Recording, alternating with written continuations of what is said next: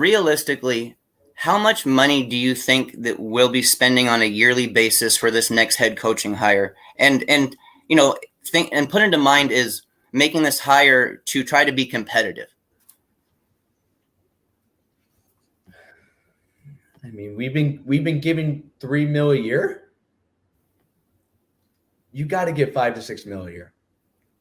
And if they don't want to do it, they will never be back to 10 wins. They won't get 10 wins. They'll be 8-4, 9-3. The thing is, we are not in a position. Apparently, we are not in a position to pay a higher level head coach, which I think is very bizarre when you have a private school that everybody pays $70K a year. You also have a crap ton of donations every single year for the sports programs. I just don't think that's right. I think they're just making excuses. But I do think the board of trustees are divided on what's going to happen. So until the board of trustees makes a decision, it's not gonna look good. I believe wholeheartedly that if Blake James is still around and he's in charge of this next hire, he will go the cheap route again. He will go the inexperienced route, and he will be that guy that settles on 8-9 wins and almost tries to brag about it, almost tries to boast like that's acceptable at the University of Miami. Blake James has no idea what it means to win.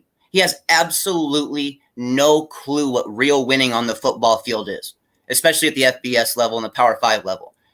So if we do this whole inexperienced head coaching thing again, and we're on another 2-3 year experiment and that fails, I mean, how much further behind are we, dude? Like, how much more opportunities do we need to give the Ohio States and the Clemsons and the Bamas to come steal our players?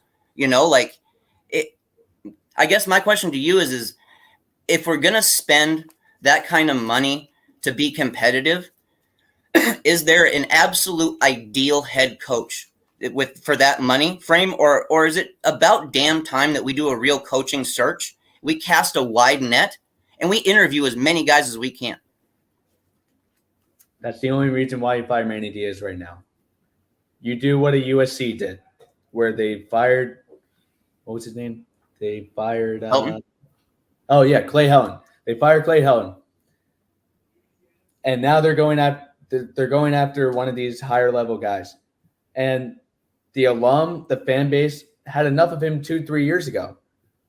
But I don't think that's the case for Miami. If the fan base had enough of Manny, and if the attendance rates goes down, the season ticket holders go down, I don't think Blake is going to last. So the only way that Miami can get back to getting at least 9 wins, you got to get Blake James out of here. The only home run hire that he had since he's been here for the past 9 years was that Mark Richt hire, but he was like a 2-year experiment, and then he got sick, and that's why he left. And he left money on the table, and you didn't take advantage of it. So that's one thing. Mark Richt left us in a very good spot in terms of how normally a team would have to try to adjust after losing a head coach, especially a big-name head coach. He really made it easy for Manny Diaz to actually have more success right away, but yet Manny Diaz still can't get it done. I mean, no matter what we saw today, guys, I don't care that, yes, actually, I can't say that I don't care that we fought because that would be just wrong. I do care that we fought. I do care that these guys put it on the line, but I have absolutely no trust that Manny Diaz will win these types of games for us, no matter how close they are or how competitive they are in the long run. I hate to say it, I do, but the way this game ended was unfortunately kind of how I was figuring it was going to end. I was almost waiting to see how are we going to lose this game? How are we going to screw it up? Did you have that feeling? I did not. I was just hoping. I was really hoping for something.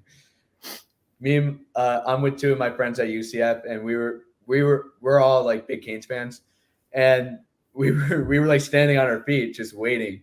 And when that pick happened, I was just not I was not in the mood to talk to anybody. But I do like that the kids fought hard. I do think that these kids still want to play hard. It's just the fact is when you have these types of coaches that don't make adjustments or anything like that, it's kind of hard to see how we're going to be successful now and in the future as well. Yep.